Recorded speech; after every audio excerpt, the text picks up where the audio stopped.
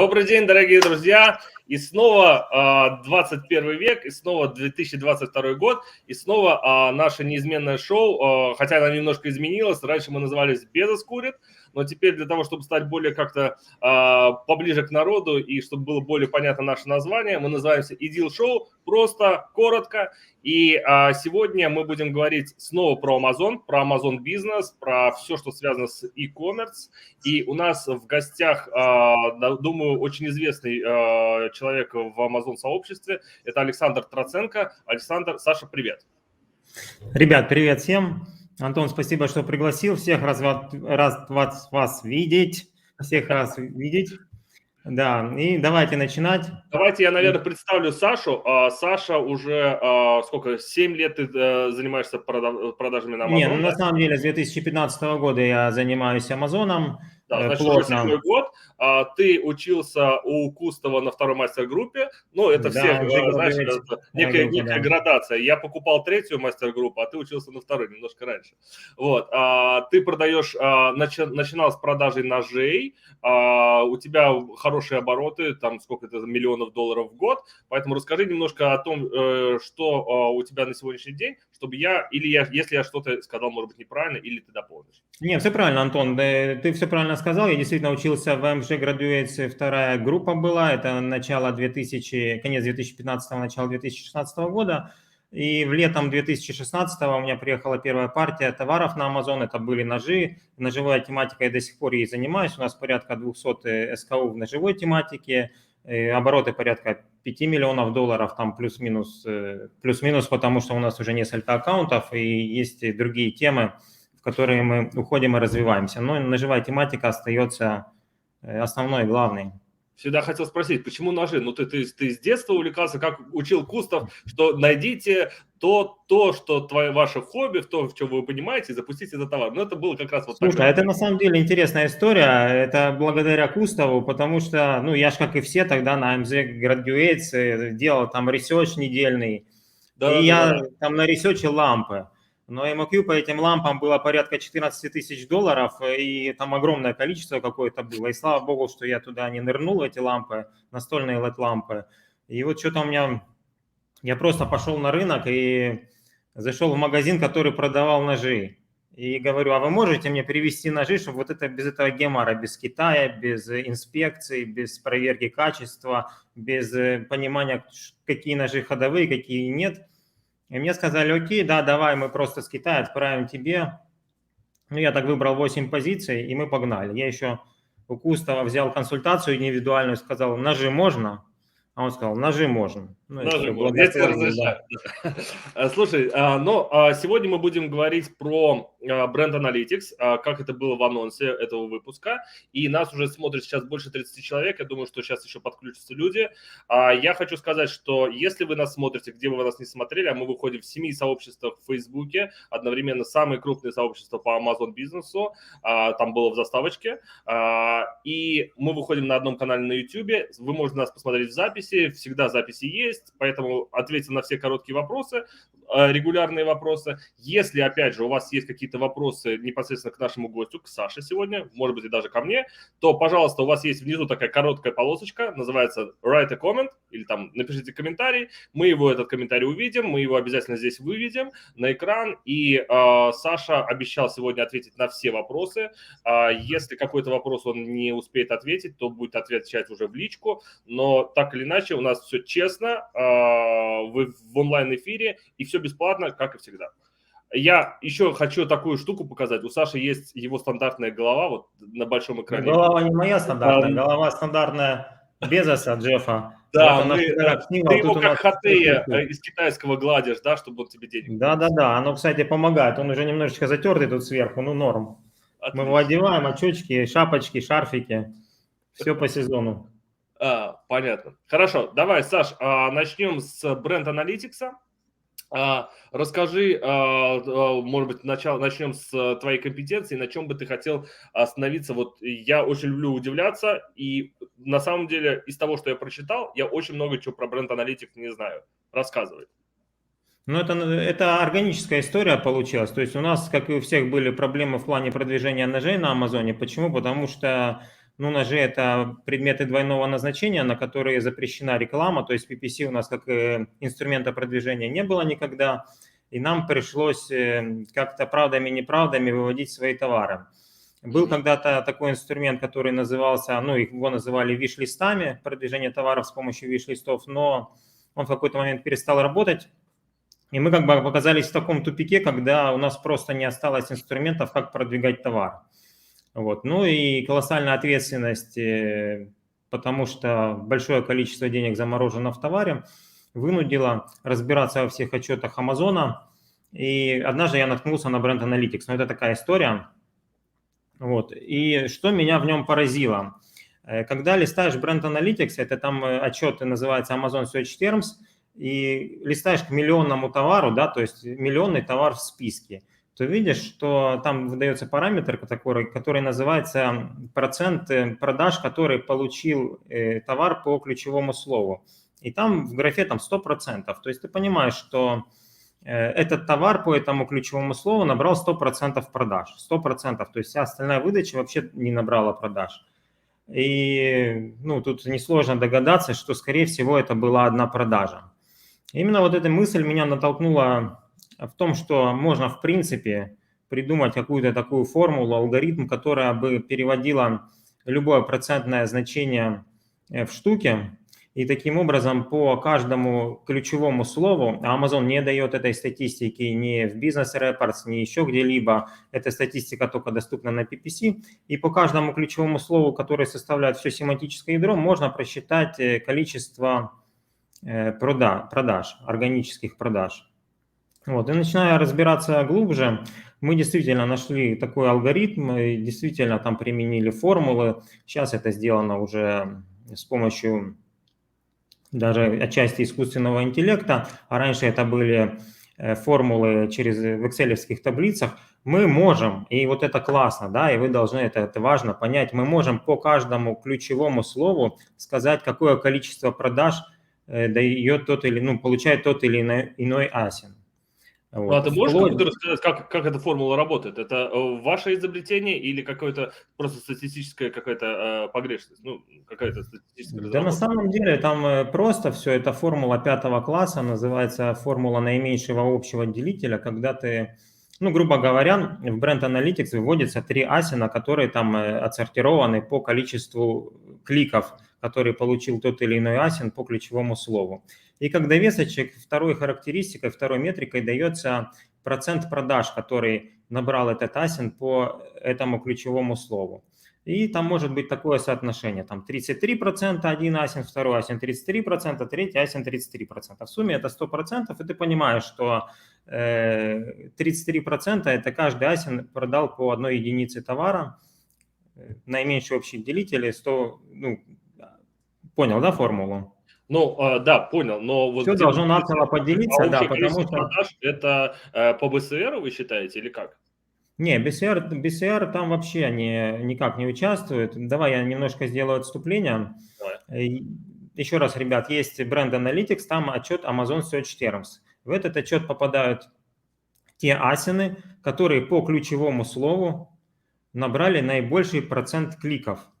То есть есть, допустим, слово iPhone, и какой-то асин набрал 50% кликов, второй набрал там 25% кликов, третий набрал 20% кликов, и они в таком порядке выводятся в этот отчет.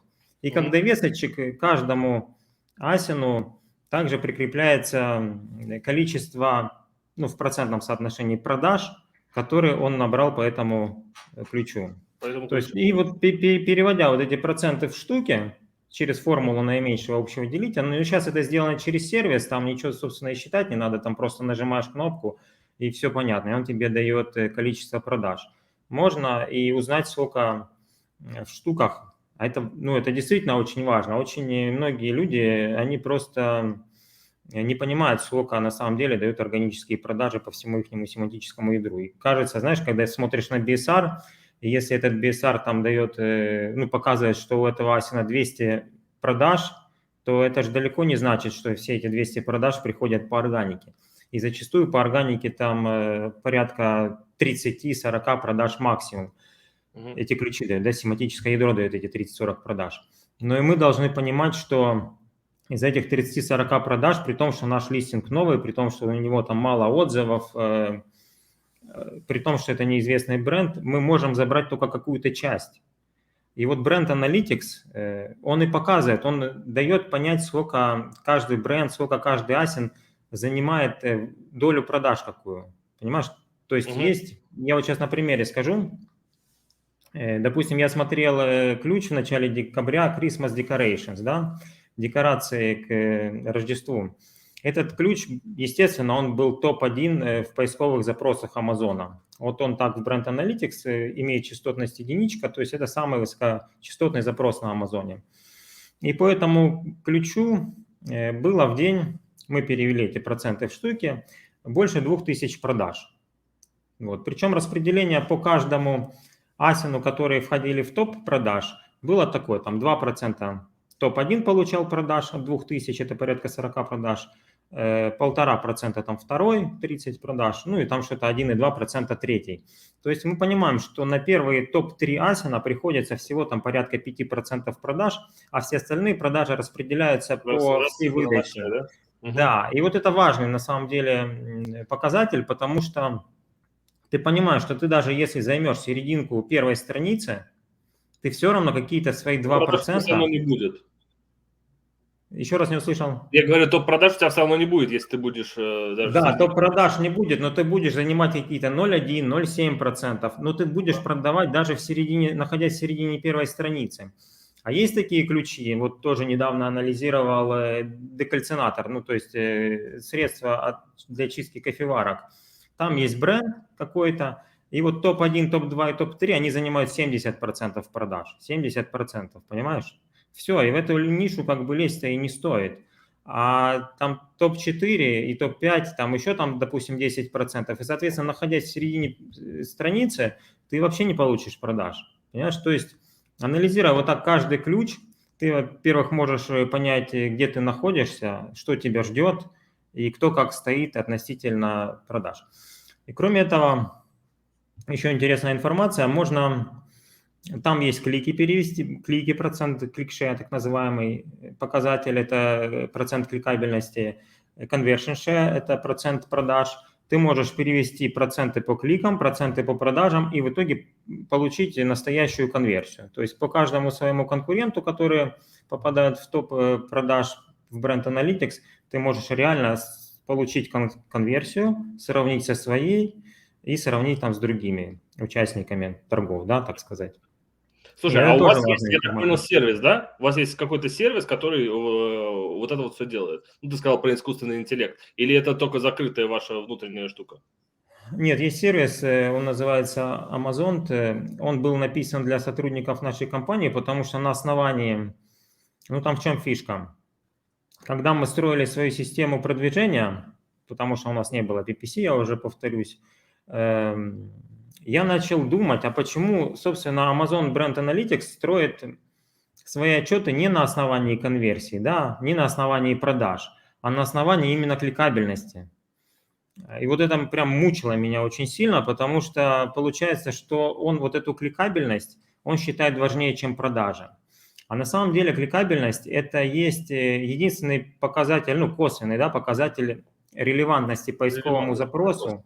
Вот, то есть, ну, фактически это CTR, ну, фактически, да, не совсем, ну, фактически, но… Да. То есть, и это логично, да, потому что Amazon всегда хочет быть добрым, белым, нежным и пушистым непосредственно для пользователя, а не для продавца. Он не может показывать товары в топе, те, которые нерелевантны поисковому запросу, понимаешь, да, меня? Да, я понимаю, вот. Конечно. Вот, и вот это очень важно.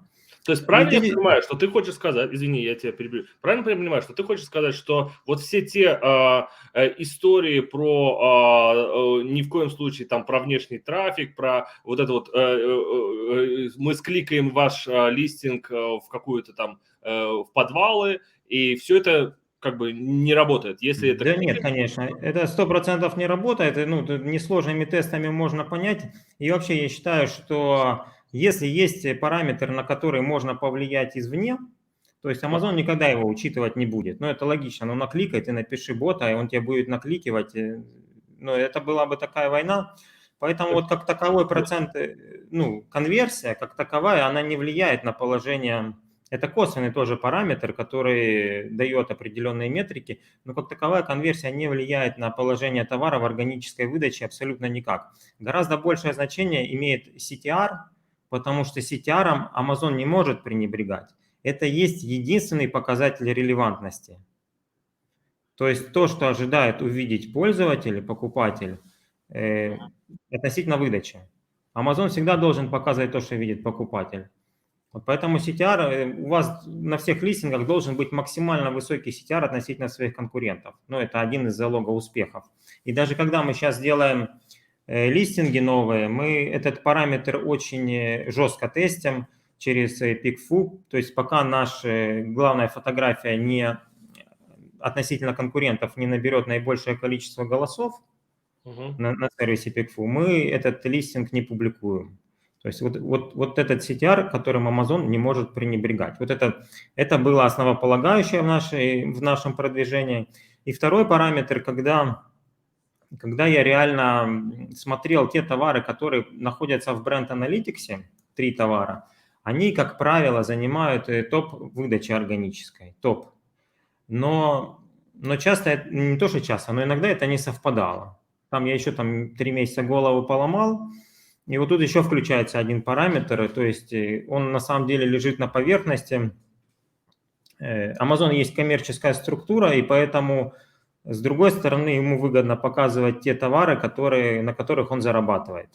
Ну да, это, по-моему, общеизвестная практика, что он старается продвигать те товары. Ну, во-первых, последние эти информация по складам, да, то есть если на одном складе есть, а на другом нету, то он тебя не будет показывать в тех штатах. Ну, то есть вот эта вся история, да?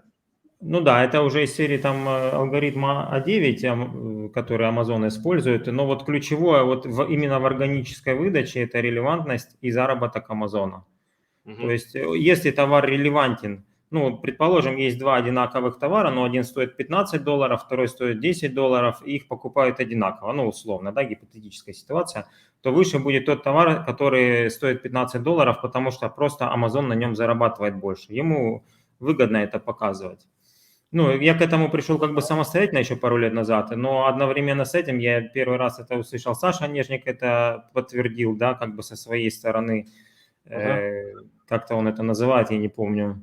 Ну, заработок Амазона и тоже имеет большое значение, поэтому вот эта связка цена и релевантность – это есть основополагающая в выдаче Амазона, именно в органической выдаче Амазона. Вот именно поэтому, кстати, стоит заметить, что все раскрутки, которые делались через сервис RebateCase с помощью скидок, это было кардинально неправильно, потому что ты делаешь скидку 90% и тем самым обрезаешь на 90% и заработок Амазона, те 15% referral fee, которые Amazon зарабатывает. И поэтому, поэтому ты фактически сливаешь деньги. Опять же, я расскажу историю из нашей практики. Сейчас, по-моему, RebateCase, по-моему, он все слил Amazon, да? Да, RebateCase запрещенный, он вообще запретил выкуп по ссылкам. Ага. Но это тоже отдельная история, мы обожглись на ней, могу рассказать, если интересно, сколько денег было потрачено на... Слушай, можно я тебя на секунду прерву? У нас есть большой длинный вопрос, который ты, наверное, сможешь только один на него ответить. Я выведу его на экран. Саш, так уже появился продукт Opportunity Explorer, который дает не топ-3 осина, а гораздо больше осинов. Также он показывает диапазон общего количества продаж по ключу, но часто бывает большая разбежность. Да, у нас несколько месяцев назад появился продукт Opportunity Explorer. Amazon его выкатил, и если почитать help по этому продукту, этот сервис связал с тем, чтобы продавцы, анализируя через вот этот сервис продукты, они расширяли свои линейки. И тут именно в этом инструменте он показывает частотность ключевого слова, именно фактическую, да, показы он показывает, impressions он показывает по ключевому слову, количество показов. Brand Analytics – это другой инструмент, он не показывает количество показов, он показывает процентное соотношение, которое продукт накликал, то есть мы видим количество кликов, но не видим количество показов и продаж. Еще такой нюанс. Каждой категории, если мы работаем с инструментом Opportunity, там каждой категории он дает ограниченное количество ключевых слов, которые соответствуют этой категории. Ограниченное количество, не все. И только по этим ключевым словам он и показывает вот эти импрессионы. Вот. Это тоже достаточно интересный инструмент. Я честно скажу, что очень глубоко я с ним не работал, но я все хочу найти время, чтобы привязать вот эти два продукта Brand Analytics и сравнить и кликабельность, и продажи, и показы. Но, к сожалению, я это смогу сделать только по тем ключам, которые покажет в своем инструменте Opportunity Amazon.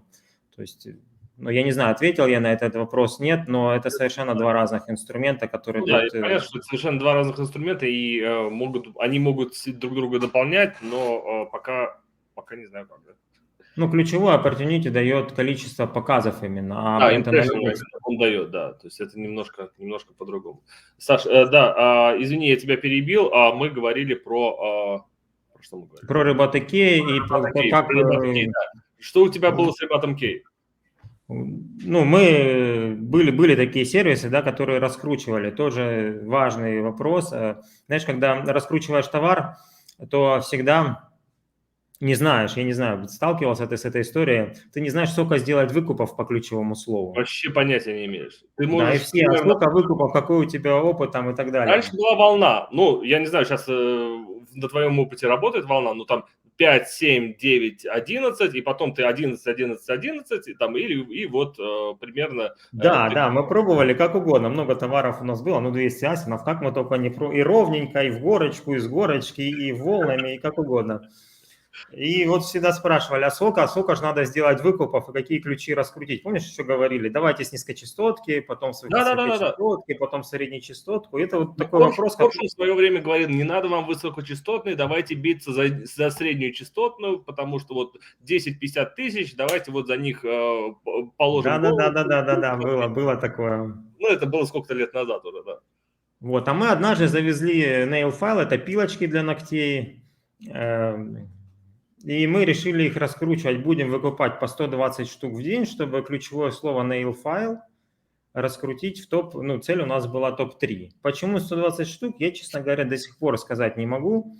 Но на самом деле это не очень высокочастотный ключ, по Brand Analytics он примерно 3000 занимает. Вот, и мы каждый день выкупали по ссылке, как и положено. 120 штук в день, да, 800 штук за неделю, там чуть больше получилось. Через Рыбатокей, да, это же сервис стоил денег, плюс еще цена товара. В общем, дорого это было, и мы в итоге достигли топ-12. Топ-12 достигли и скатились. Ну и все, как бы облажались.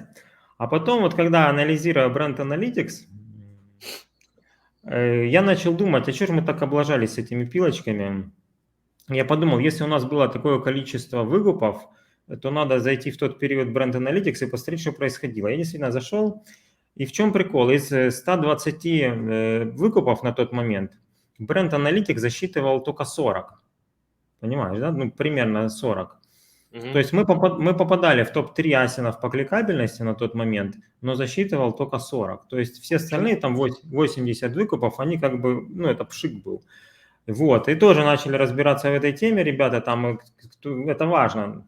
Когда ты делаешь выкуп по ссылке, да, ты ссылку даешь этому Рыбатыкею, а Рыбатыкей рассылает, да. Если ты там, допустим, заходишь с телефона, то часто бывает такое, что он просто тебя перенаправляет в Amazon Shopping, в это приложение, и ссылка сбрасывается. Ну и все, и ключевое слово, которое зашито в ссылке, это как бы до одного места, и все, и продажа проходит просто либо по асину, либо как-то там другим способом.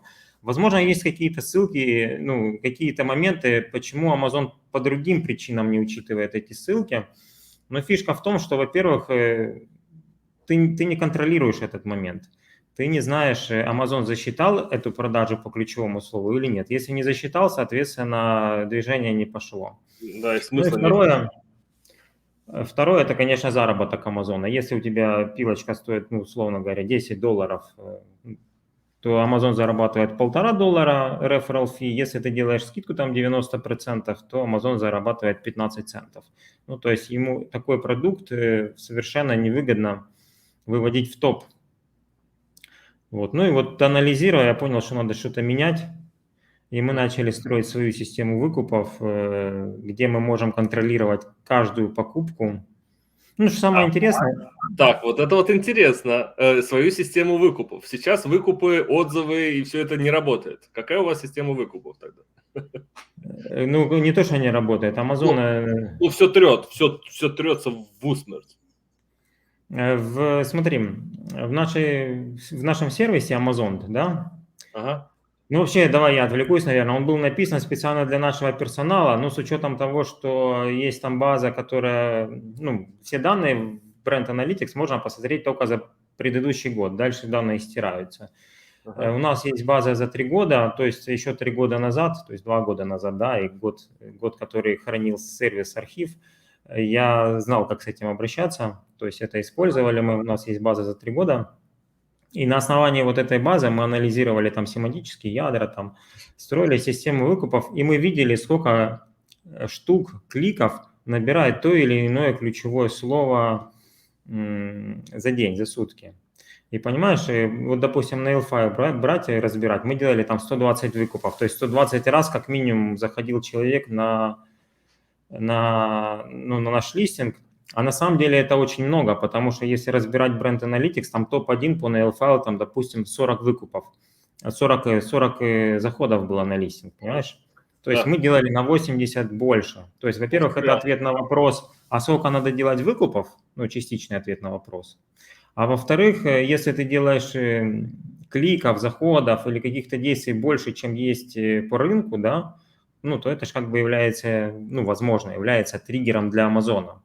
То есть фишка в чем у нас?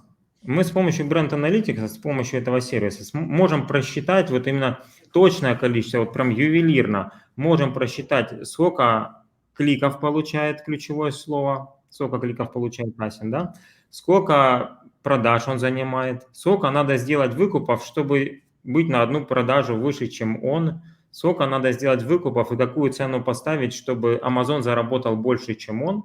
И таким образом, если мы уверены в том, что наш листинг лучше по CTR, то есть по кликабельности, да, то давая Амазону заработать больше на нем, мы как бы гарантированно попадаем в топ. При этом мы ничего не нарушаем, потому что выкупы у нас делают, это не с баз каких-то, не с ферм каких-то, выкупы у нас делают реальные люди, мы не просим оставить отзыв, они этот выкуп делают ну, совершенно органически, у них есть инструкции по определенному ключевому слову, нам кидают скрины, и причем этот выкуп они делают, ну, должны сделать, да, по нашей там инструкции в течение 20 минут после получения этой инструкции.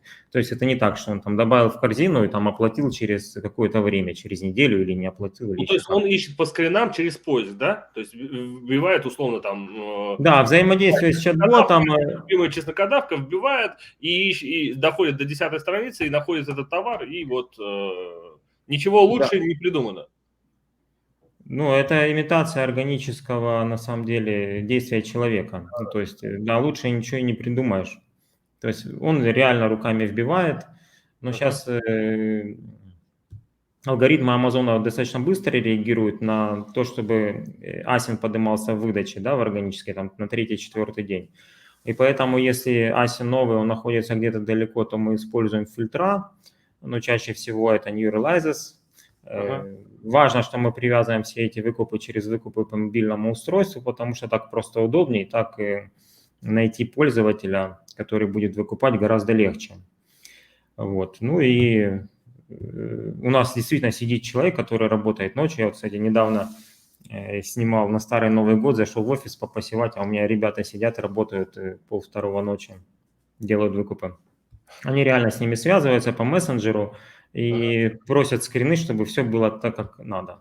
И после того, как он оплатит, они перечисляют деньги ему за покупку. То есть это так называемый род промоушен. Мы не просим отзывы, мы ничего не нарушаем, мы не делаем это сверх нормы, то есть чаще всего мы стараемся не попадать в топ-1, потому что, ну, чаще всего нет смысла попадать в топ-1, потому что когда новый товар, у тебя нет такого количества отзывов, и как бы финансово, да, с финансовой точки зрения можно, конечно, переплатить, попасть в топ-1, но органически ты потом все равно скатишься, да. И вот, кстати, бренд Analytics, Amazon, он показывает, почему ты скатишься, потому что ты не сможешь там держать 70% ниши, потому что у тебя там отзывов не 10 тысяч, там, а 200, ну и по другим каким-то объективным причинам. И вот это все понятно, и ты точно знаешь, что ты целишь там в топ-3. А топ-3, например, по кликам, по выкупам, он будет отличаться от топ-1, например, в 2,5 раза там, или в 1,5 раза. Поэтому с точки зрения Амазона это все достаточно органично. Хотя вот иногда, анализируя бренд Analytics, я часто вижу какие-то асины. Ну, допустим, вот недавно я анализировал GunSafe, это сейф для оружия, и средняя кликабельность по ключевому слову этому GunSafe составляет, ну, там, порядка 100 кликов в день. 100 кликов, там при конверсии 30%, и еще там 30 продаж получается. Ну, вот был какой-то асин китайский, который в день накликивали они по 1500-2000 кликов. Я не знаю, зачем, это, возможно, какие-то там китайские системы вывода товаров, но вот так вот 5 дней подряд этот асин был на первом месте, при том, что продаж было 0, он был на первом месте по кликабельности и занимал первые места в отчетах. Но при этом, да, мне же стало интересно, при этом совершенно нигде я его не смог найти именно в органической выдаче, ну, то есть вот эти действия как бы... Они были бесполезны, да? Ну, они были бесполезны в плане поднятия в органической выдаче, ну, возможно, они какие-то другие цели преследовали, я не знаю. Ну, скорее всего, это связано с подъемом в органической выдаче, но не знаю, какими методами. Я понял. Слушай, у меня к тебе есть тогда вопрос. А вы сейчас каким образом получаете отзывы? Ну, это больная тема. Если вы делаете только выкупы, а отзывы только через волшебную кнопочку Request Review, и все? Ну, еще есть волшебная кнопочка Wine, которая плохо работает. Но да, Wine очень опасно. Я знаю много людей, которые обожглись на Вайне, ну, потому что вроде... Слушай, знаешь, вот этот вопрос про отзывы, он длится на самом деле очень-очень долго. И мы когда навезли 200 асинов наших, мы, честно говоря, тогда делали плохую инспекцию, и вот мы всем этим кучей завезли товары на Amazon, ну и начали получать какие-то отзывы органические. Естественно, мы не могли даже тогда на тот момент уследить о том, как идут продажи, контролировать листинги, то есть и мы получали... И так получилось, что на какие-то товары органические отзывы были классные, на какие-то, естественно, херовые. Да? Прошло 3 года, и мы просто, ну вот органически начали возить те товары, которые сразу получали хорошие отзывы. Поэтому вот на данный момент, ну, что касаемо ножевой тематики, у нас, наверное, просто не существует проблемы о том, что на наш товар падают плохие отзывы. Ну, средняя оценка у нас там 4 и выше.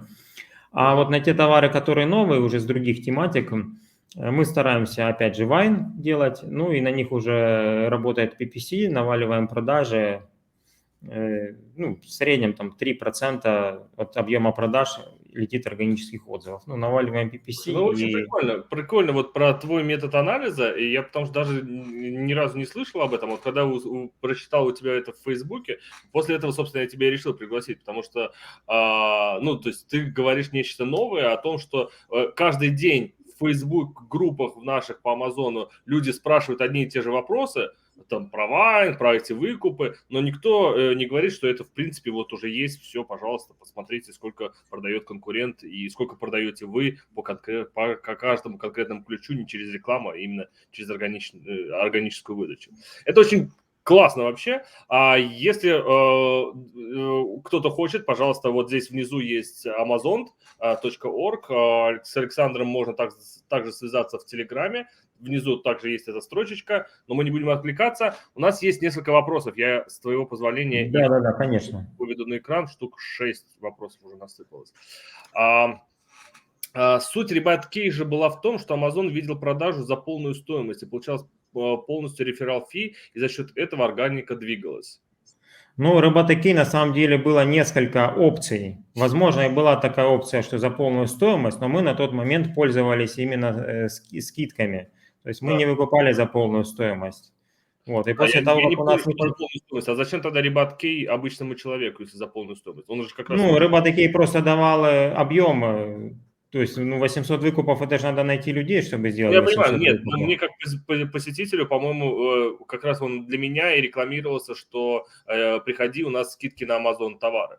Ну, то есть зачем я должен был идти за 100 Основная масса сервисов на тот момент, я, честно говоря, уже пару лет не пользуюсь никакими сервисами в плане выкупов, была в том, что пользователь готов купить за то, что ты даешь скидку на товар.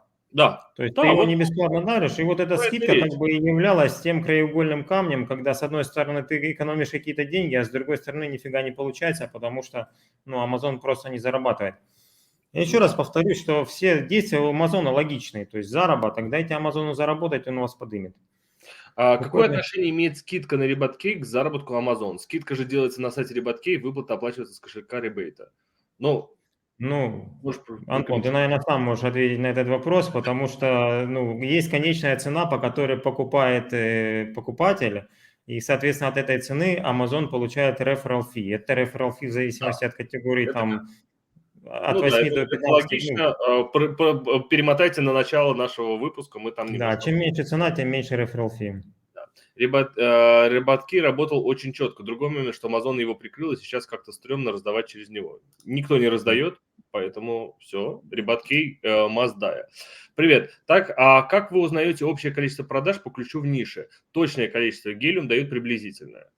Можешь это прокомментировать? Helium дает приблизительно, я согласен, но самый главный вопрос по Helium, откуда он берет эти данные, вот в чем прикол. И меня всегда останавливал вопрос, если я пользуюсь каким-то сервисом, где этот сервис берет данные. Вот, меня всегда это останавливало, потому что, ну, я не доверяю этим сервисам. То Ну, есть Helium возьмем там и там и все вот эти вот другие сервисы, они Merchant Word, разница, да, у них MV1, даже Helium, совершенно отличаются разные логика, данные. они дают другие данные, разные. А тут Brand Analytics оперирует именно данными, которые он сам дает.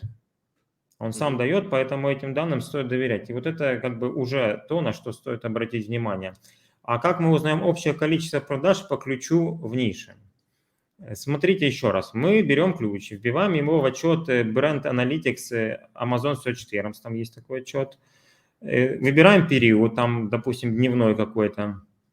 И получаем табличку, где показаны топ-3 асинов, которые набрали больше всего кликов по этому ключу за этот период.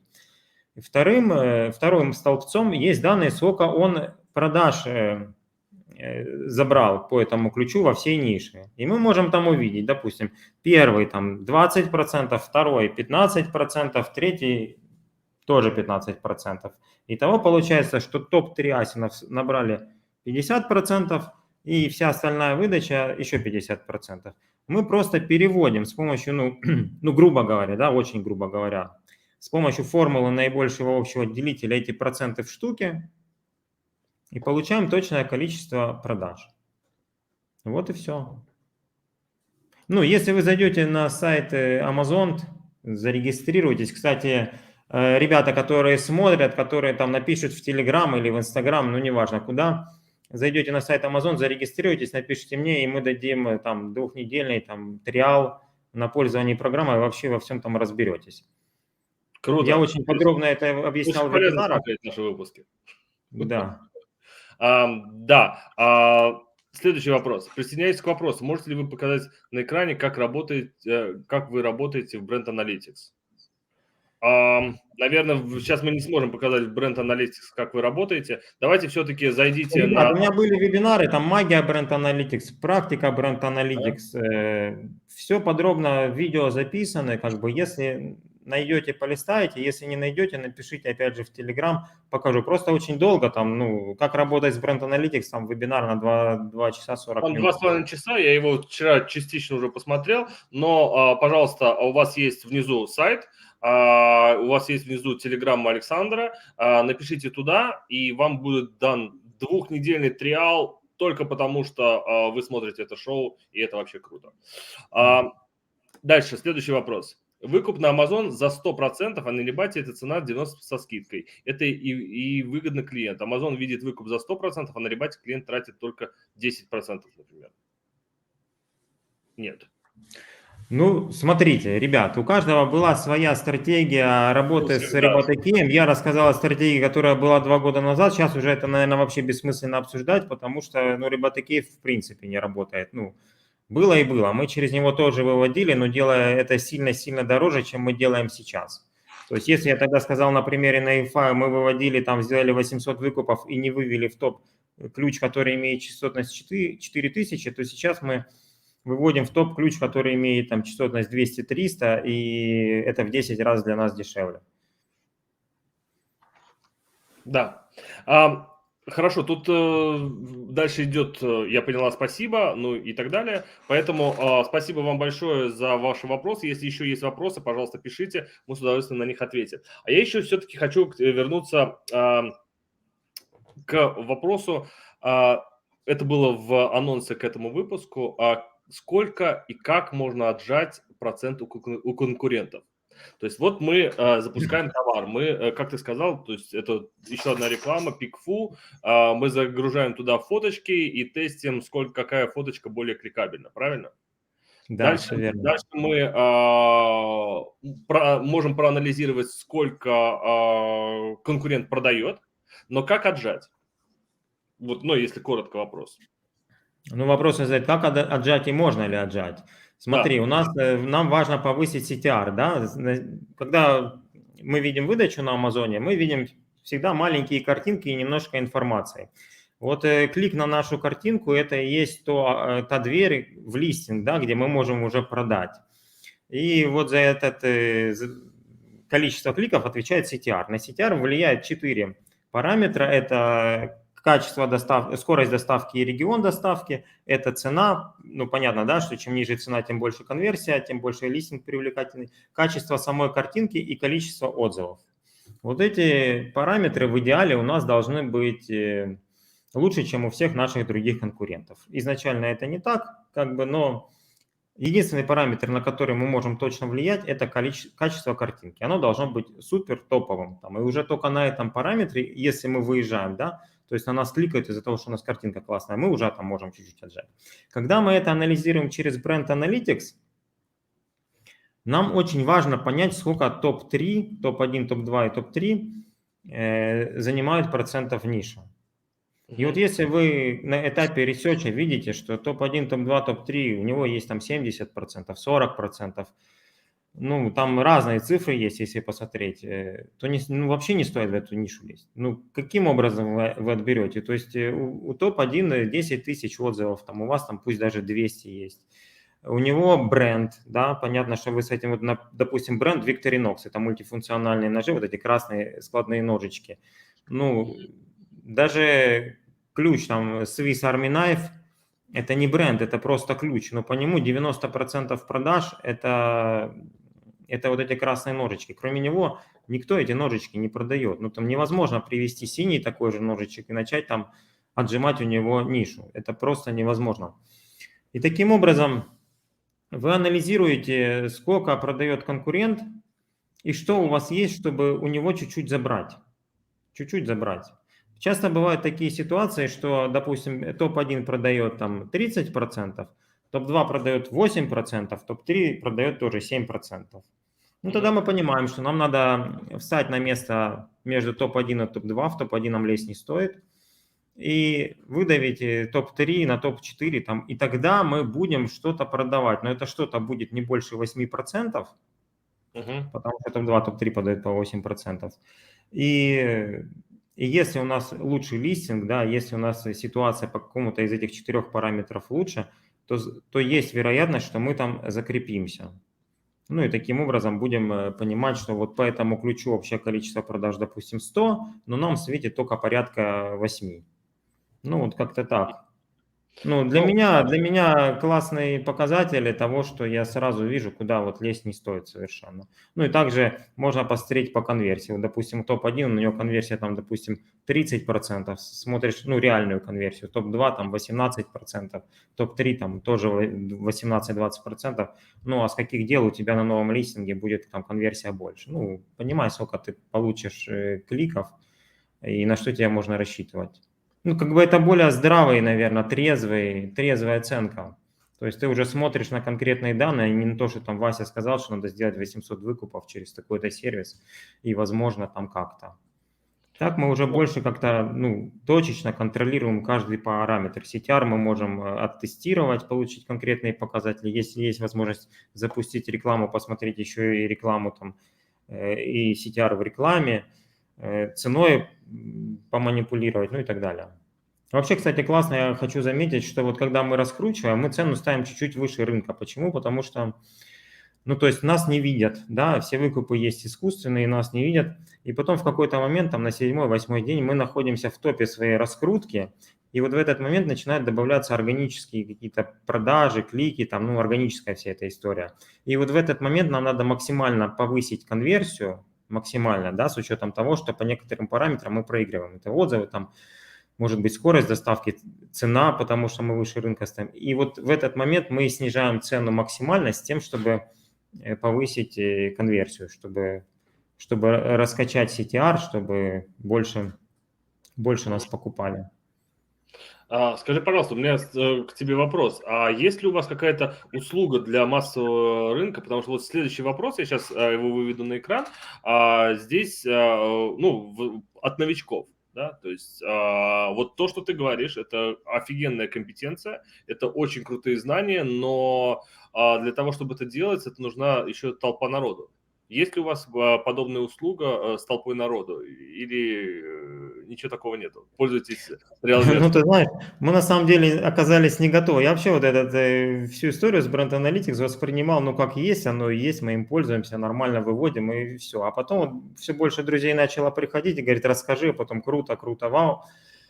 И когда уже появился сам сервис, который был написан непосредственно для нашего персонала, мы составляли там таблицы выкупов, это все было очень долго, перевод это в процентов штуки, то они сказали, и дайте нам тоже, и мы тоже хотим, и вообще это очень крутой продукт получился.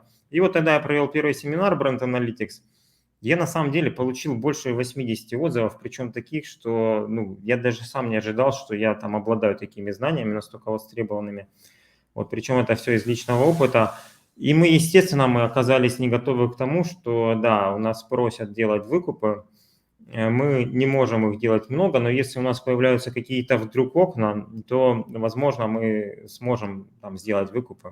У нас, да, есть команда, которая специально, сделана для того, чтобы, да, сама выращена, чтобы делать отзывы. Okay. Не отзывы, вернее, извините, отзывы мы не делаем, выкупы, да, продвижение. Я просто занимался 2 года назад уже примерно отзывами, но мы занимались открытками, да, то есть я не знаю, ты слал открытки? Слал, конечно, я что только не слал. Что только не слал. Иногда хочется отправить киллера к нему, да? Да. Помнишь, как есть история, что отправили бэушный памперс барышне. Это шутка, если нас кто-то смотрит, это всего лишь шутка, ничего тут такого нету. Кстати, а сейчас говорят, что все-таки есть еще выгрузки где-то там этих адресов, e-mail'ов, хоть и вроде бы Amazon закрыл, но до сих пор кто-то откуда-то выгружает. Ты в курсе? Да есть какие-то сервисы, да, есть. Ладно. Большой вопрос. Все же, как сейчас быть новичкам? Понятно, что когда у вас 15 тысяч отзывов, имеет смысл вводить в топ-товары. Практически все ниши имеют сильную устоявшуюся конкуренцию. Например, условно, я хочу зайти в нишу ножей, там, где такие продавцы, как вы, с 15 тысяч отзывов имеют свои позиции. Какой смысл на начальном этапе выводить товары в топ? Что в приоритете? Сбор отзывов? Если да, то сколько, по вашему мнению, нужно отзывов, чтобы хоть как-то конкурировать с мастодонтами?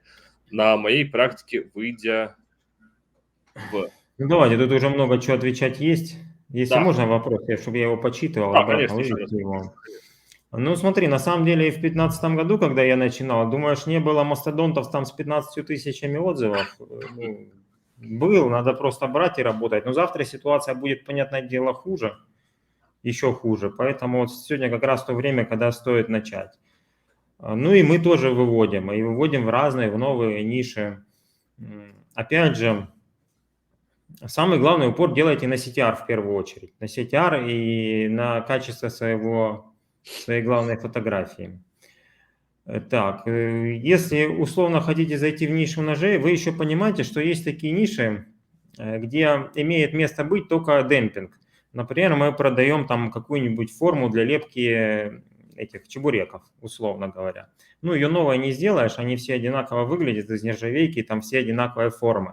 Чем вы можете быть лучше? Вы можете быть лучше только ценой. И такие ниши тоже, они легко отличимы, но есть ниши там, где есть дизайн. Вот в ножах, кстати, тоже есть дизайн, и человек за этот дизайн, он готов переплачивать. Если вы попадете в... Ну, много таких ниш с дизайном. Если вы попадете в правильный дизайн, то вас будут покупать, несмотря на то, что у вас есть там 15 тысяч отзывов или сколько-то там тысяч отзывов. Вот у нас на ноже, да, есть там 15 тысяч отзывов, о котором вы упоминаете, но это же не только заслуга того, что мы его вывели в топ. Это заслуга и классного дизайна, и классного качества. И когда мы начинали в 2015 году, мы точно так же конкурировали, там был бренд Smith Wesson, он и сейчас есть, у которого сейчас больше 30 тысяч отзывов, но мы рядышком стоим, ну и иногда даже его обходим. Поэтому всегда в какой-то нише есть моменты, на которые можно сделать упор и стать где-то сильнее, и в плане картинки, и в плане дизайна какого-то.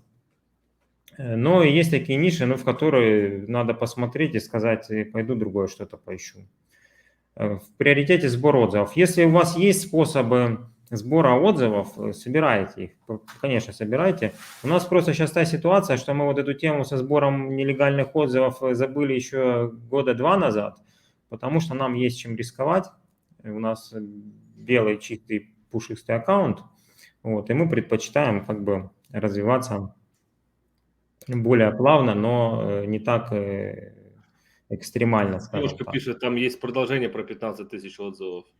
Продолжение вопроса важное, там, где 15 тысяч отзывов. Ну, я не вижу, сколько, по вашему мнению, нужно отзывов, чтобы хотя как-то конкурировать с Мастодонтом? Извините, я думаю, что вам нужно написать комментарий заново, потому что мы видим на моей практике, выйдя и все, и дальше уже не загрузился слишком длинный комментарий. Я попробую другой вопрос. Традиционный вопрос. Как попасть в блог FBT? Что такое FBT, скажи? Сейчас. Проводил вебинар проводил по магии Brand Analytics, и один парень там говорит, расскажи про блок FBT. Да, сейчас расскажу, и так и забыл. И вот он, видимо, он. Это, наверное, он. Блок Frequently Boss Together. Вот эти блоки в Амазоне, на мой взгляд, они дают гораздо большее количество продаж, чем органическая выдача, но дело в том, что в эти блоки ты можешь попасть только со временем, то есть новый листинг никак там быть не может. Блок FBT. Вся логика этого блока кроется в названии Frequently Boss Together, то есть что покупают вместе. Если мы зайдем, опять же, в Brand Analytics, там есть другой отчет, что покупали вместе с твоим товаром. Вот этот отчет надо проанализировать очень хорошо и посмотреть примерно, сколько конкуренты, покупают конкурентов вместе с твоим товаром. И, как правило, вот у нас, да, в нашей нише, у нас это не больше 5%. То есть тот товар, который у нас находится в блоке FBT вместе с нашим ножом, допустим, он у нас примерно забирает 4,5% от общего количества продаж. И на основании этого вы можете посчитать, и мы точно так же считаем, что 4,5% продаж в день, 5% мы берем, надо покупать какого-то товара вместе, в нашей тематике, да, в вашей это может быть там другая цифра, но можно проанализировать, чтобы попасть в этот блок. То есть вы берете изо дня в день, сейчас я скажу сколько, покупаете ваш товар и тот, к которому вы хотите попасть в блок. И на 7-й день обновляется этот блок. То есть покупая 6 дней, на 7-й вы попадаете в топ-1. И туда достаточно несложно попасть, вместе просто покупать, да и все.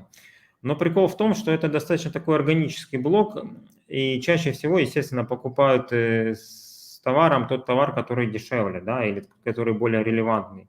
И если вы пытаетесь туда засунуть какой-то нерелевантный товар, да, то есть купить там, допустим, лампочку вместе, не знаю, с ручкой, да, лампочки обычно с лампами покупают, а тут лампочку с ручкой, то, скорее всего, вы просто на 7-8 день оттуда уйдете.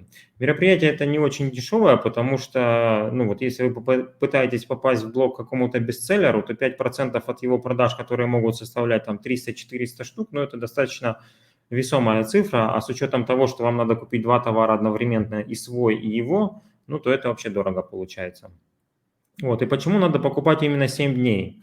Потому что ваш товар на самом деле в любом случае покупается с тем товаром, к которому вы хотите попасть. Но просто, допустим, если первый товар, который в блоке FBT покупает там 5%, второй товар там покупает там 4%, то есть еще какие-то товары, которых покупают там 3%, 2% и так далее, но они просто не показываются в этом блоке FBT. И точно так же и у вас, скорее всего, вас с ним покупают, но там, допустим, ну, там 0, сколько-то там процентов. Вот это число надо довести до 5, попасть в блок, а дальше... Скажи, пожалуйста, можно я немножко у тебя уточню? Вот я тебе скажу свой пример. Я живу в США, и вот буквально 2 недели назад я пошел на Amazon покупать своему сыну большую баскетбольную корзину. Ну, это, знаешь, такая на улице ставится. Вот. И к нему сразу внизу были frequently bought together. Нужно было купить мячик баскетбольный и жидкость, которая заливается в этот баллон, чтобы он не улетал. Ну, то есть какой-то порошок, который разбавляется с водой. Суть в чем? Я купил это, ну, там же frequently bought together, думаю, значит, оно все мачится между собой. Хорошо, купил.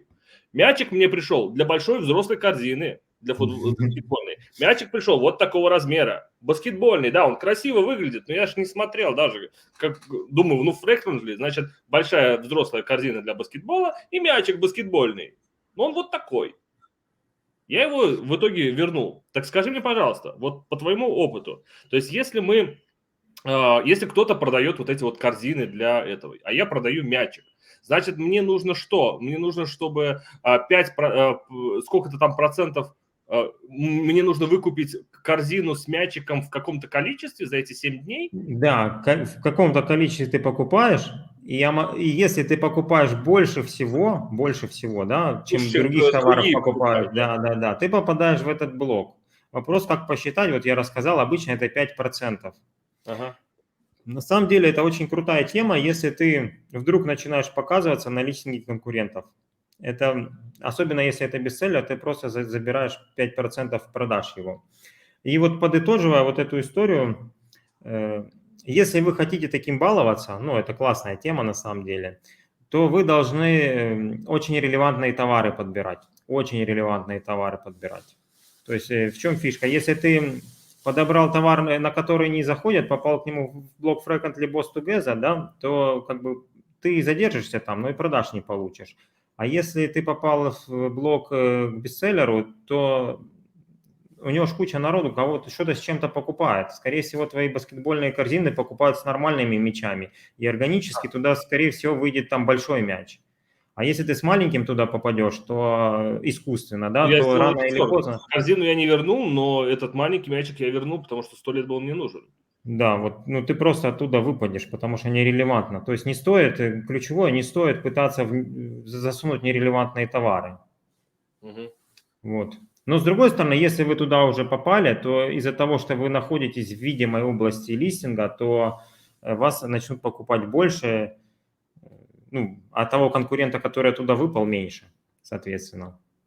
Ну, да. Я надеюсь, ответил на вопрос. В продолжении блока FBT, делали ли вы сеты, если в Brand Analytics вы видите, что покупают ваши товары вместе с 4-10%? Насколько это эффективно? Если вы имеете в виду сеты в плане наш товар с нашим товаром, то мы делали в плане бандлов, ну, постоянно мы делаем в плане бандлов. Если сеты, уточните, пожалуйста, какие сеты. Пожалуйста, не очень понятно. Да, это тот парень, это вот как раз вот он с вашего видео-вебинара. Девушка возвращается с продолжением. На моей практике, выйдя в топ на раннем этапе, все равно скатываешься вниз стремительно. Цепляются лишь ключи с относительно небольшой частотностью. В связи с нынешними лимитами, выйдя в топ, товар улетает очень быстро, соответственно, Amazon это тоже видит и пессимизирует выдачу. Получается, нужно постоянно поддерживать выкупы, чтобы держаться на первой странице? Ну, это, кстати, стратегия очень многих ребят, ну, условно говоря, в чем? Мы, кстати, наша мечта, чтобы Amazon просчитывал, сколько надо делать выкупов, чтобы не очень релевантные ключи всегда поддерживать в топе. Тут опять в чем идея? Если у тебя или не очень релевантный товар, или есть какие-то сильные конкуренты. То есть ты, когда находишься в топе, получаешь органически 100 продаж, условно, да. Скатившись там на 20 место, ты получаешь органически 10 продаж. И тебе, возможно, надо просто искусственно там делать порядка 10 продаж в день, чтобы находиться в топ и получать те 100 продаж. Это нормальная практика на самом деле. Я знаю очень много ребят, которые продают в нише сапплименты, эти добавки, и они постоянно докупают выкупами.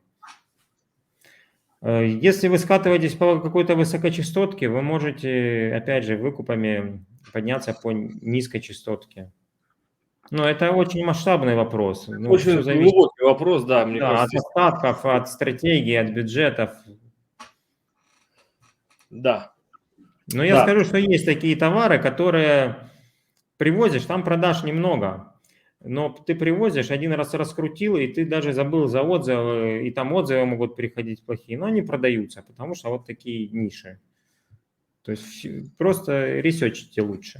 Слушай, хотел еще спросить у тебя, вы делаете внешний трафик? То есть у вас есть какая-то там работа с блогерами, работа там с инфлюенсерами, ну, то есть разные виды? Или, может быть, у вас есть свои блогеры, которые прям внутри Амазона делают посты или вот это вот какое-то продвижение?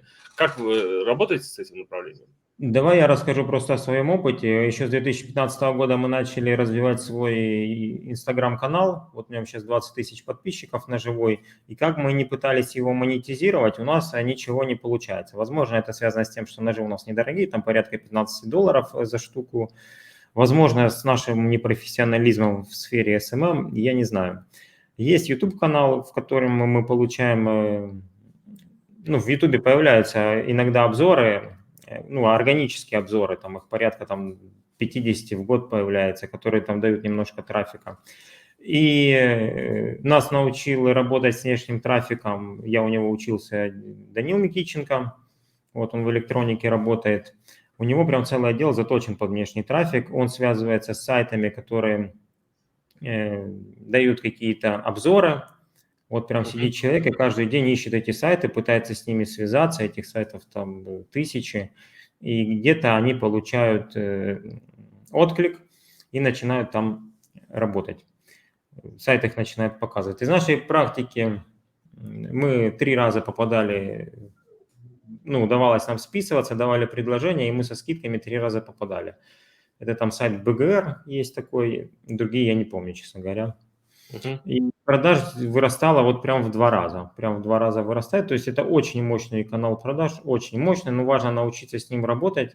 У нас на самом деле это построено не системно, к сожалению. Вы это не делаете. Да, а с инфлюенсерами у нас не получилось работать. Что, Вот. ножи не хотят брать? Боятся, что их забанит YouTube? Ну, это же все аффилиатная система. Чем дороже товар, тем им приятнее с ним работать. Ну, то есть они же Ну получают да, за какой-то процент. $15 такое себе. Да, и когда там приходит Данил Микиченко там с товаром за $200, это один разговор, и мы там со своими там $15 еще и скидка, ну, то есть это другой разговор.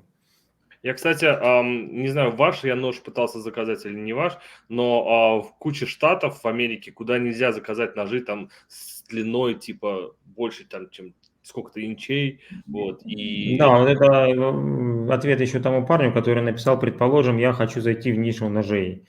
Я Да, аж улыбнулся, да. В каждом штате свое ножевое законодательство, да, и там...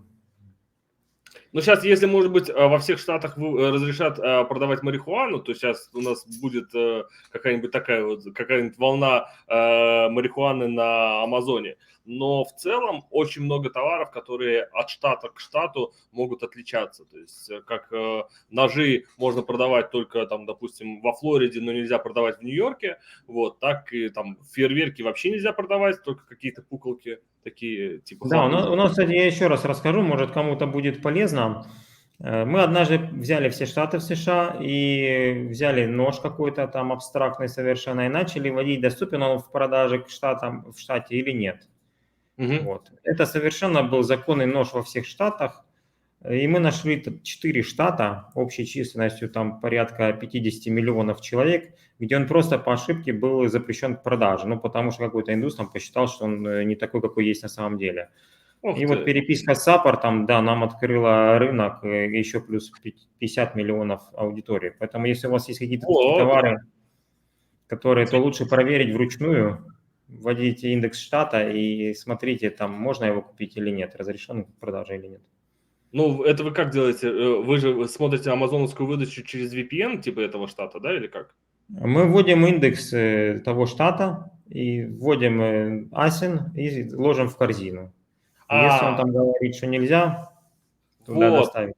Окей, все, да. Попробуйте это. Кстати, еще, кстати, есть такие штаты, если вы проанализируете свои товары, там это не штаты, это, как это, индексы американских военных баз. Да, можно увидеть, что там наши ножи уходят куда-то там, ну, условно, в Ирак, в какую-то там часть по какому-то индексу, там ВМС, ВВС там и так далее. Ну, то есть это целые отдельные такие каналы продаж. Мы когда занимались продвижением товара для собак, очень много товаров, именно шлейки всякие, вот эти вот барколеры, вот эта вся история идет именно на военные базы. Мы это вычислили. Да, там контингент войск, и они прям заказывают тоже с Амазона, и им специальная почта идет именно там в другую страну. Вот я думал, там это типа государственное снабжение, а на самом деле просто все покупают с Амазона, даже военные базы и так далее. Ну просто есть какая-то специальная служба доставки, которая им туда возит, типа для моряков, и хоп, и туда поехал. Наверное, да. Но а тебе не печально, что твоим ножом, может быть, там бедного иракца убивают? Да пофиг, да. Ты знаешь, был такой прикол, я смотрел, там, знаешь, эти же полицейские там очень агрессивно настроены по отношению к тем, кто там с оружием бегает в США. И вот реально смотрел ролик в Ютубе, когда там дверь открывается, и чувак с ножом стоит, ну его там расстреляли, там каждый обойму в него выпустил, и вот нож был нашего конкурента, вот так, знаешь, его так еще показали. Прям вот это? Да, ну такой маленький, коротенький ножичек, ну, складной. Надо было это как-то придумать. А вот наши конкуренты, там, типа, вот эти вот ножи и пользуются плохие люди, а вы купите хорошие ножи, да? Ну, короче, будем думать, что нашими ножами только и режут колбасу и скрывают консервы. Ой, да. Здесь, я думаю, еще можно много вопросов задавать. Пожалуйста, если у вас есть вопросы, пишите заходите на сайт и пишите Александру в личку. Ну, а если у вас есть американские компании, я думаю, что они есть уже у всех, то добро пожаловать. Годовые отчеты начинаются с 24 января, то есть на следующей неделе уже можно сдавать годовые отчеты, платить налоги и выбивать себе всякие бонусы и бенефиты, которые дает себе американские компании. Пожалуйста, обращайтесь к нам на наш сайт, на сайт Александра, пишите ему в личку, замучите его сегодня, чтобы у него было много запросов на добавление в друзья. Я думаю, что он будет от этого только рад. Да, Александр? Да, подписчикам буду рад, друзьям буду рад. Ну и вообще я открыт информацией, можете спрашивать, да, я обычно отвечаю, если не занят.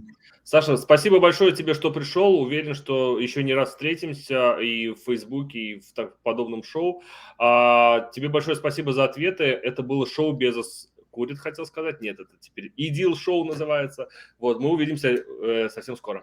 Спасибо. Антон, и тебе спасибо, тоже рад эфиру. Очень было классно, позитивно, сейчас, прикольно. Кстати, до конца досмотрело 53 человека, а в процессе эфира было больше 70. Поэтому ну, отлично, да. Я от себя добавлю, что всем, кто напишет в Инстаграм, в Телеграм, мы предоставим на программу, на сервис бесплатный триал на некоторое количество времени, там до 2 недель, думаю, и вы сможете все попробовать, ну и, соответственно, задать вопросы.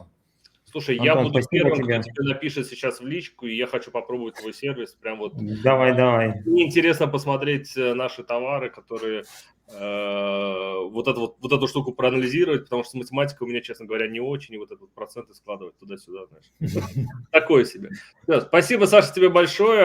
Еще раз, это было Идил шоу. Увидимся совсем скоро. Пока. Давайте, ребят, пока.